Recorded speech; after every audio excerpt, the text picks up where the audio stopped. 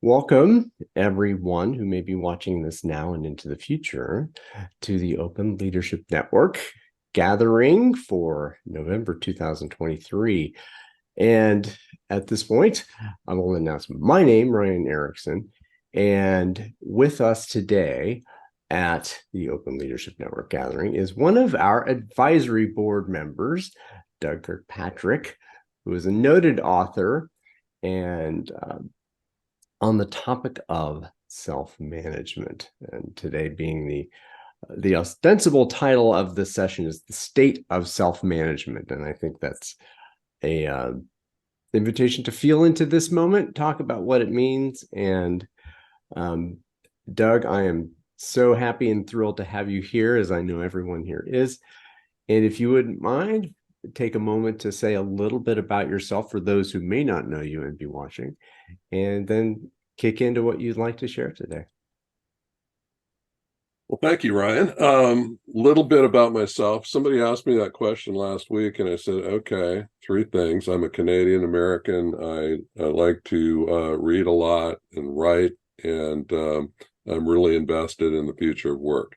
So that's kind of the topping, but I really enjoy spending time with my family here in Northern California.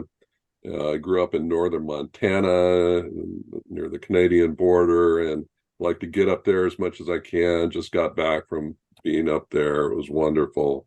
Got two amazing wife and two great daughters. One works at Twitter X, and get lots of amazing tales and stories from that connection, and other daughters in Southern California with two little granddudes, 3 and 1, and going down there on Friday for a birthday for the 3-year-old. So life is good. Enjoy keynote speaking, writing, and consulting, and lots of interesting new clients popping up in the world as well. So that's a little bit about me. All right.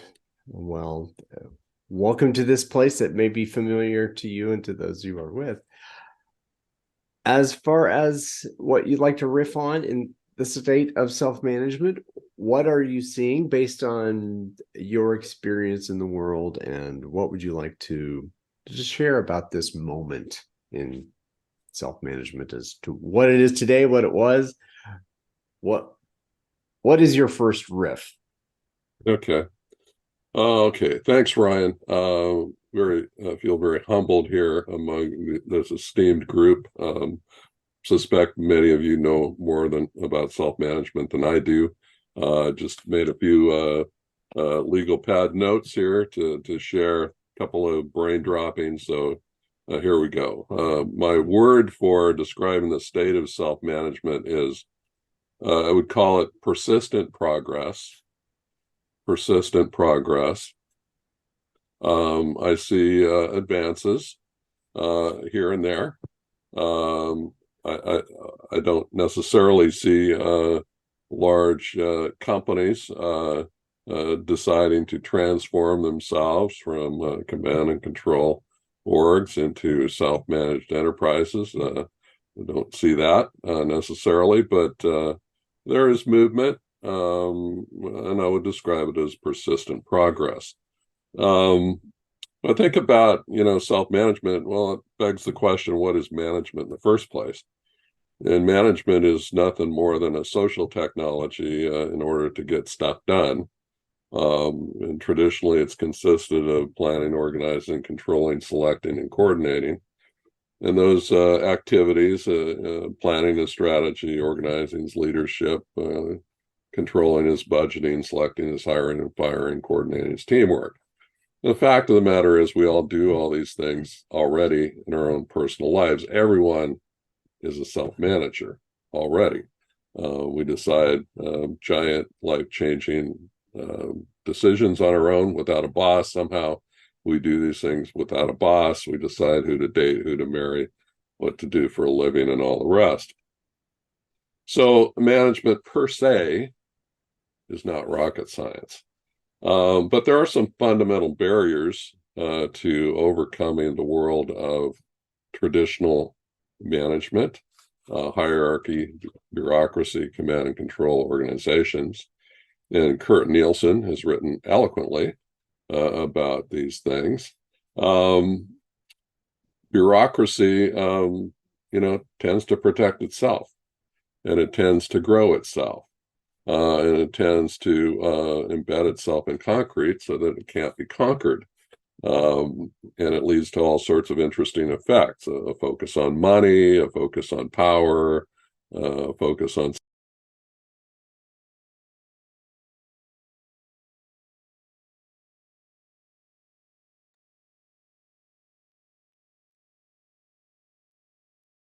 Focus on money, focus on power, and then I muted you, so I apologize.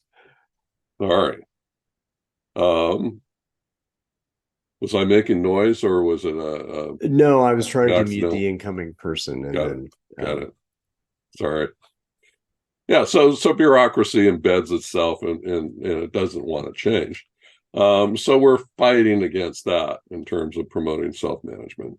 One of the knock-on effects of that is that we are suppressing the human desire to create and to be creative. The desire of human beings to create is fundamental. It's like the desire for food, air, and oxygen, and water, and all the things we need to survive. We like to create, yet most managers don't want people to be creative at work. So we're fighting against that.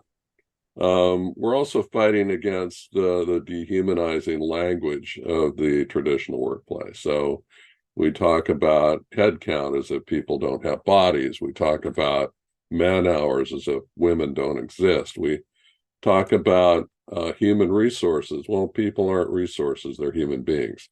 So we've got this language embedded in the workplace, and language affects one's brain. It wires how you think about people and work. And then we've also got a little fight against traditional neuroscience because people like power. Ian Robertson wrote a book called The Winner Effect, How Power Affects Your Brain. Talks about how people get a shot of dopamine in the brain when they exercise command authority and become literally addicted to power. So we've got that to deal with. So there are lots of impediments and barriers to making progress in the deconstruction of bureaucracy. But there is hope. There is hope. So three options for hope are, first of all, the cost of bureaucracy itself is staggering. And so, generally speaking, we don't like to waste money. But, we're spending $3 trillion a year US, here in the US alone, on the cost of excess bureaucracy. That's 1/7 or so of the entire US economy. If you extrapolate that worldwide, the cost is even more staggering. So that's actually a driver for change because it's simple waste. So companies that figure out how to transcend the cost of bureaucracy will be more competitive in the future. But it's not just an economic and financial cost, it's a moral cost, because we're literally wasting people's lives on work that doesn't matter. So generally, most great movements in history have had a moral component. This is a moral question. Why would we want to waste people's lives doing work that doesn't matter for much of their lives, their working lives? One of the catalysts as well is the whole remote work situation. We all got thrown into remote work in the pandemic, and now companies, managers are demanding a return to work in many cases. But people are used to working alone and setting up their own offices and figuring out how to self-manage. So throwing a monkey wrench into that learning is forcing some very difficult conversations at companies all around the world. So that's one catalyst for positive change. We've known for over a decade that some work flexibility is productive and valuable. IBM did a study of 25,000 workers worldwide. They found that some flexibility, about 2 days a week, resulted in an extra 2 days a month of productive work. So we know that some flexibility is important. So finding the right recipe for that in individual companies is going to be crucial. And self-management will be a component of that. And finally, I think that the idea of principles is crucial. People relate to principles, core principles, fundamental principles. The two core principles at Morningstar were don't use force and keep commitments. And Morningstar grew from zero to $1 billion company with thousands of colleagues, employees, the largest competitor in its entire industry in the world, exporting worldwide, based on governance, based on two core principles. And at Morningstar, they think those two core principles are the most fundamental principles of human interaction. They are to human beings what gravity is to physics. If everyone embraced the principle of not using force, we wouldn't need armies or navies or police or locks on our doors.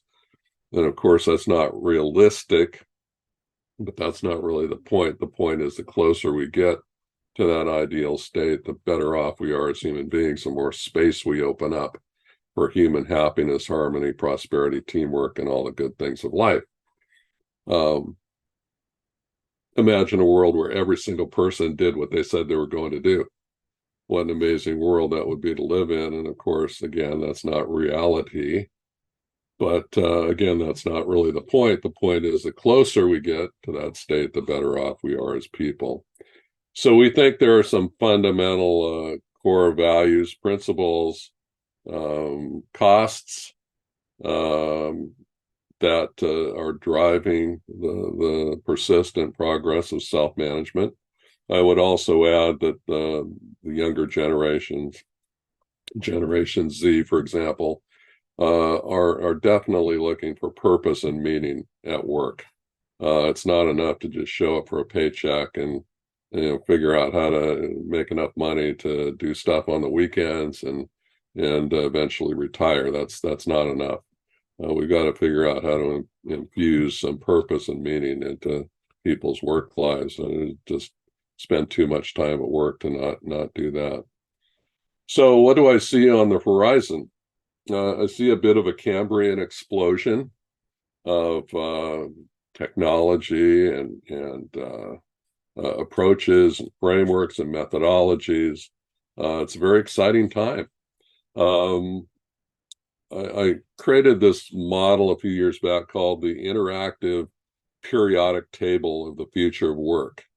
And after when we start our conversation, I can probably grab that and throw it in the chat. But it's easy to Google, easy to find, published in the Huffington Post originally. But there is a huge explosion in different governance frameworks. Think of sociocracy, teleocracy, humanocracy, all the crosses of work, workplace democracy, holacracy, hierarchy, pluralistic networks. There are dozens and dozens of these frameworks, all being experimented with all around the world.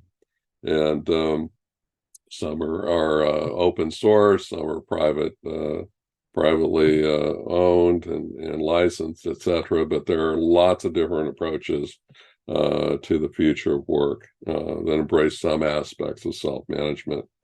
We have different types of management as well. Gore practices what they call lattice management. We've got wiki management, humanistic management, deliberately developmental organizations, literally dozens of these different types of approaches to management, results-oriented work environment, results-only work environment, all kinds of things are going on. It's a very exciting time. People involved in all these different approaches can learn lots from each other. It's a very rich opportunity for learning and trying stuff and experimenting. We know that people can learn how to self-manage. Just because we're hardwired into a traditional management world and we grow up in hierarchies, and our families and our schools and our militaries are all hierarchies, and most of our early work experiences are hierarchies, that doesn't mean we can't learn how to self-manage effectively in the workplace. And there are lots of skills-based approaches to that. We have difficult conversations. We have crucial conversations. We have fierce conversations. We have lots of different approaches to that. People can learn how to do this well. Lots of communities and conferences. Um, I've, the pandemic, when the pandemic hit in Christmas of 2019 or so, I was in China at a conference, and I did several speaking engagements on that single trip. I came back quite sick. We went into the pandemic, and then the pandemic is now starting to open up, and the speaking engagements and conferences are coming back to life. And there are lots of opportunities out there for people to learn from each other, and to spread that learning, propagate it all around the world. A big interest in open social technology. That's very exciting. See a lot more emphasis on invitational-based leadership as opposed to command and control-based leadership. Open space, World Cafe, liberating structures. Lots of different approaches to creating environments where people are opening up and sharing and contributing their learning to problems and opportunities, and creating opportunities for innovation. So a very exciting time in terms of the open social technology, kind of overcoming and transcending traditional top-down management. And I've got a lot of respect as well for what I call the poets laureate of the future of work. These are the people who've been around a long time. Many of them are living into their 90s and still contributing thoughts and philosophies, history to the debate and discussion around future work and self-management. I think of people like my best friend, Peter Kestenbaum, be 96 in April of next year. Just created a website dedicated to his writing, his books, numerous books and writings and philosophy, how to balance freedom and accountability in the workplace at a philosophical level. Think of Gary Hamel, prolific writer, business writer. Fernando Flores, some consider him the godfather of artificial intelligence, but pluralistic networks. He's devised the language of commitment keeping and commitment making. Very important contributions. Dee Hock, the founder of Visa, about managing complexity with simplicity. Edgar Schein, the corporate culture guru. All these contributors have been fantastic. So there are lots of poets laureate, corporate rebels. Kurt Nielsen's written very eloquently about the challenges of traditional management as well. So lots going on.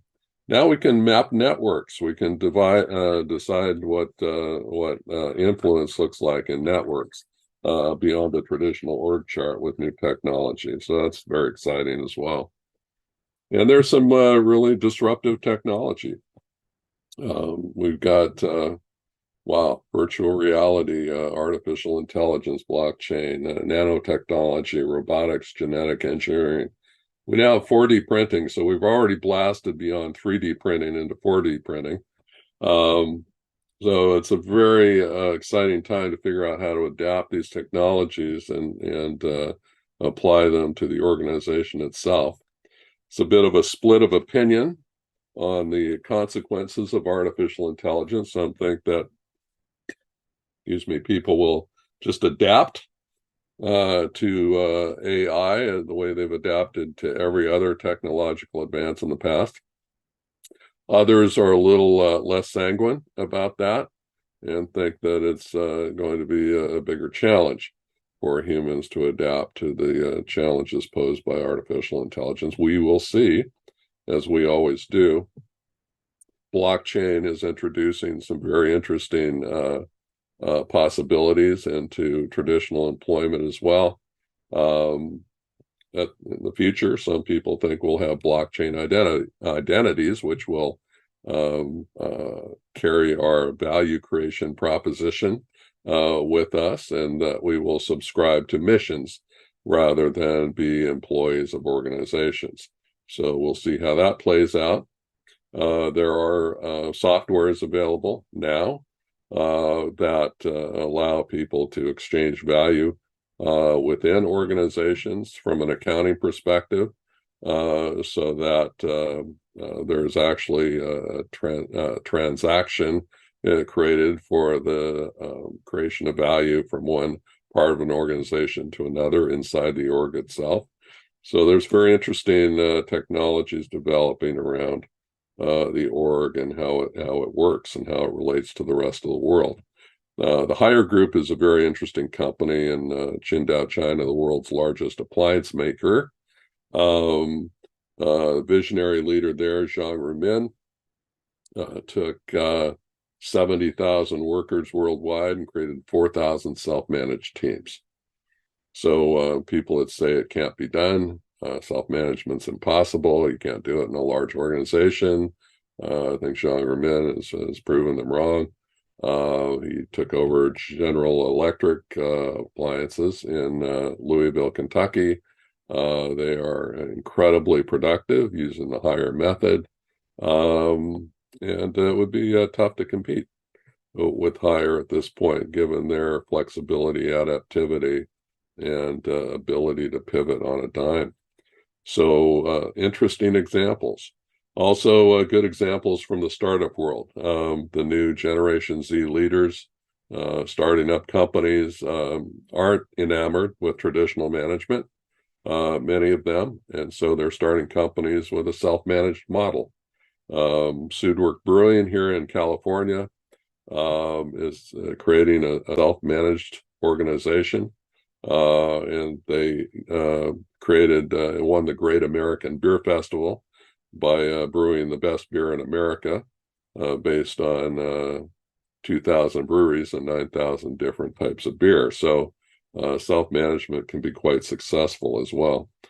So I'm aware of at least 4 groups of people, leaders, who are looking to actually buy companies with the intent of transforming them into self-managed organizations. So that is an interesting phenomena to watch as well. So where do we go from here? My sense is a sense of persistent progress. We're moving forward in the teeth of some barriers to change, some embedded belief in traditional command and control management that's in many cases challenging to overcome.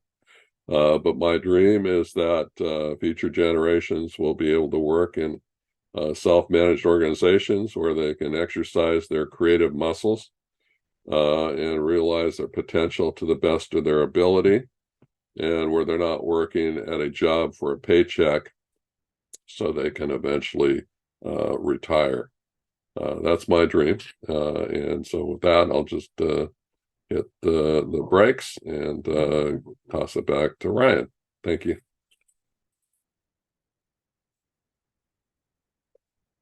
Thank you so much, Doug. So much there to explore, as I'm sure with our group here, we'll have some questions for the after party.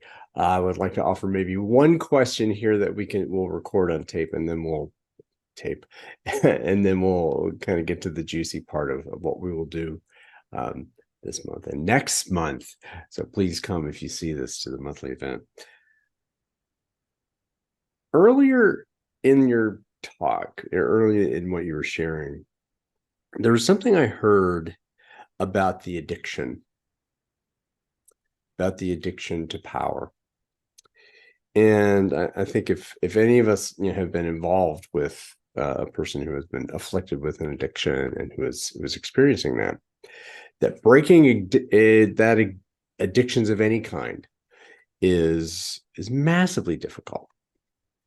And I wonder what, from your experience, and there are, I'm sure, folks who have authority who have overcome that addiction to power.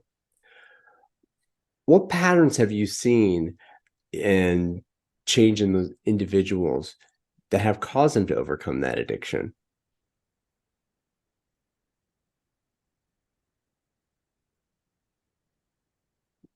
That's a challenging question, Ryan.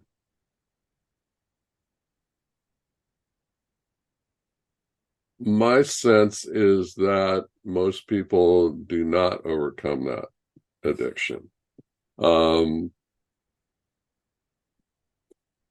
There's a researcher in University of California, Berkeley, Dr. Keltner, and he and his graduate students there study the dynamics of power in the experimental sense, and it's really wired into the brain. If someone is truly addicted to power, they are not going to give that up easily. That's part of the personality. And so they found some really interesting effects. I mean, they find that people in power positions actually have their table manners, their etiquette degrades in front of other people. They become insensitive to the effect that they have on other people. And so to overcome that would require probably some intense therapy or some kind of an intervention, because that's not just going to go away on itself in most cases. And I can't really recall a case where I've seen somebody decide to give up power and everything's just great. They just move on. I don't see that. What I see is people that are hired into a self-managed organization who profess to align with the principles of self-management, and either harbor a hidden agenda to exercise power, or actually believe they can change and become a self-management type leader, and find that they just revert back to what they were before. So overcoming the power addictions, my sense is that's very tough, and I honestly can't think of cases where I've seen people do that. Maybe that's the challenge of those of us who aspire to be in this business of change, and making an alluring invitation to want to let go of that control. Well, let me say one more thing about that. Paul Zak wrote a book called The Moral Molecule, and he talks about the oxytocin in the blood, and that's the molecule for trust. And he's a neuroeconomist as well. But he tells us that 2 to 3% of the people you encounter in the workplace are psychopaths or sociopaths. So those people are somewhat dangerous to be around, and those are probably also aligned with exercising power over other people. Well, Kurt, I'll ask you to hold on just a moment. I'll pop the one question in here, and then we'll open it for discussion. Are you okay with that? Great. Before we move on to the private portion, what, as much as I hate to say impose advice on people,